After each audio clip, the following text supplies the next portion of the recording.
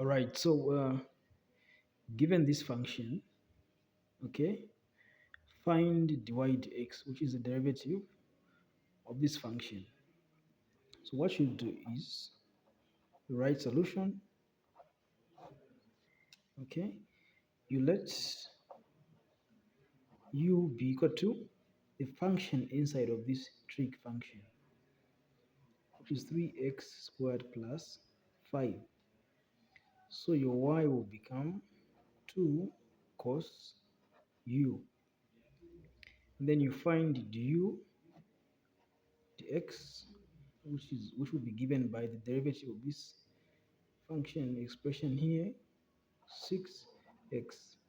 And then you find your dy du, because now y is a function of u, you get negative 2 sine u. So your dy dx is given by the product of dy du times du dx, or you can also write du dx dot dy du. Okay, so what is your dy du? It is this negative 2 sine u times, what is your du dx? Is what? 6x, which you can write as negative 2 times 6x, negative 12 sine u. But what is this u here? We don't know it. It is our u is 3x squared plus 5. So you're going to substitute back. This should be x. So you should have minus 12x sine, what is your u? 3x squared plus 5. This is the final answer. But from this, you can quickly learn that when you're finding the derivative of a trig function with a function inside, what you do is you simply differentiate what is inside, okay? What is contained in the trig function, then multiply it by the coefficient here.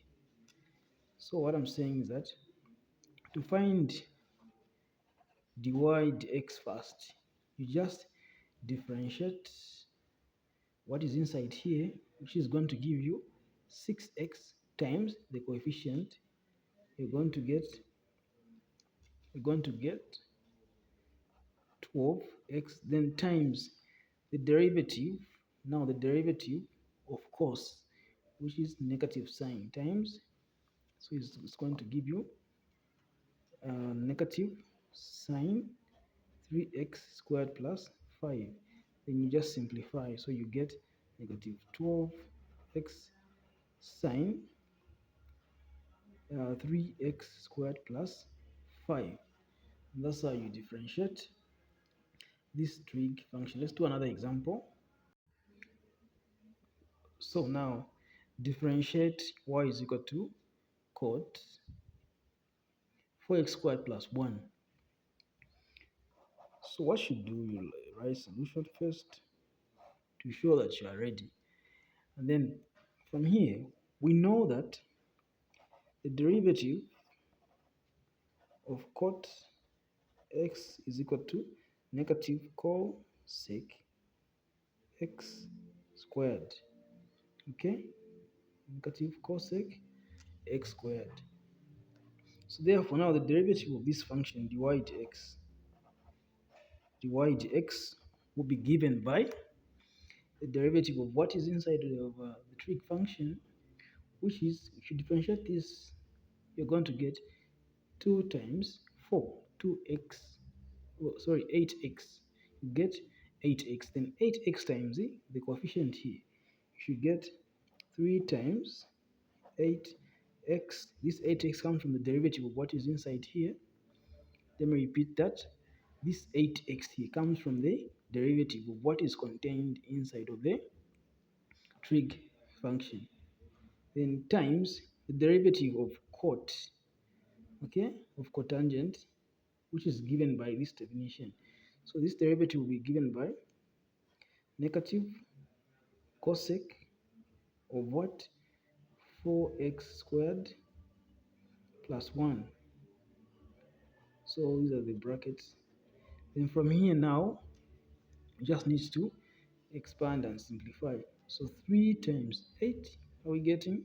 Getting 20. 4x times negative, negative there, and cosec 4x squared plus 1. Plus, is it plus 1? Yes, plus 1. So here we're supposed to have a 1, then you close the bracket. So this is the derivative over our, yeah. So the question is saying that differentiate this equation. Okay, we are talking about with respect to x. With respect to x, differentiate it. So how do you deal with such trig equations? So what you do is you introduce the logarithmic function, the natural log, on both sides of the equation. So introduce the natural log of sine, okay, pi x plus 3, then power y, natural log cos pi y plus 3 power x. Then from there, from the properties of logarithmic functions, this power here can come behind the log here, and then you have log of sine pi x plus 3 equal to, equally this x can come here, and you have cos pi y plus 3. So what we're looking for here is dy dx. And the function that we have now is an implicit function. So we differentiate each variable.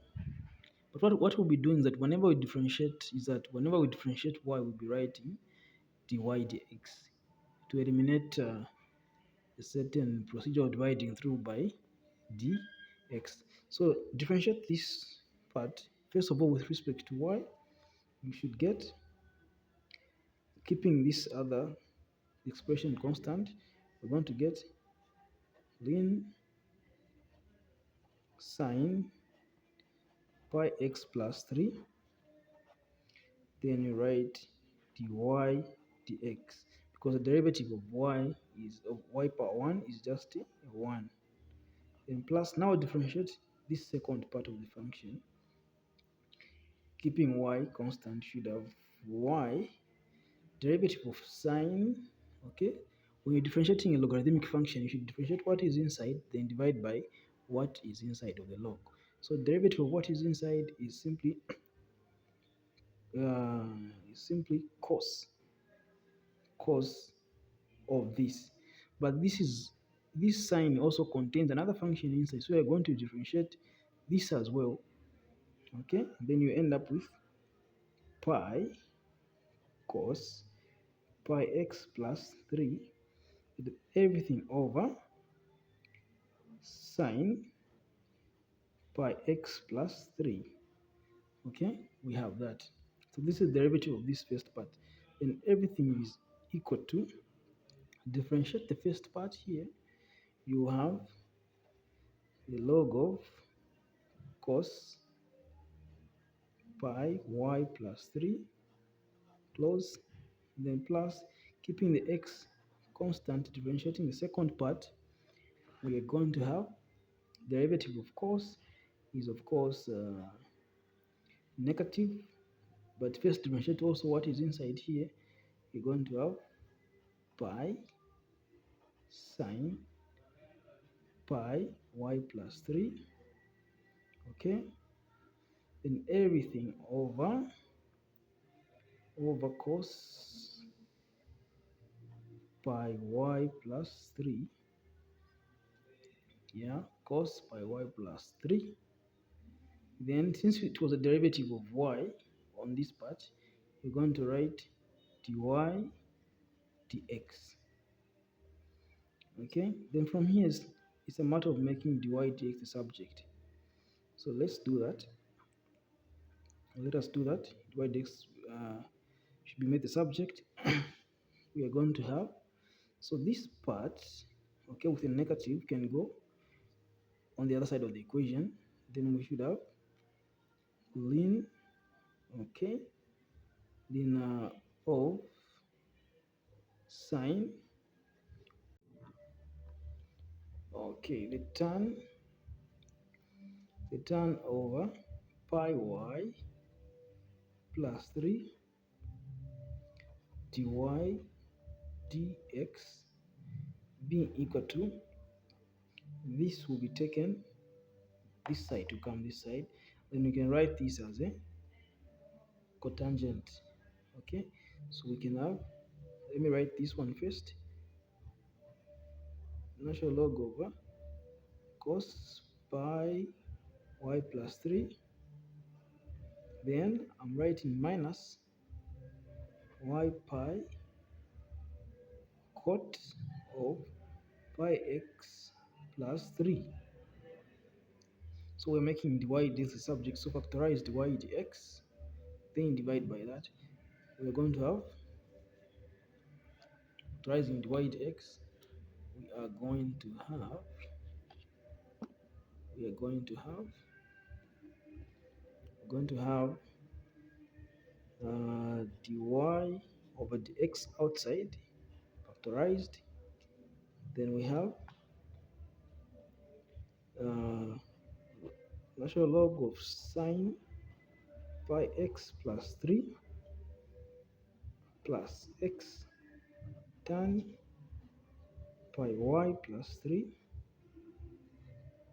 Okay, then everything here is equal to natural log of cos pi y plus 3 minus y pi cot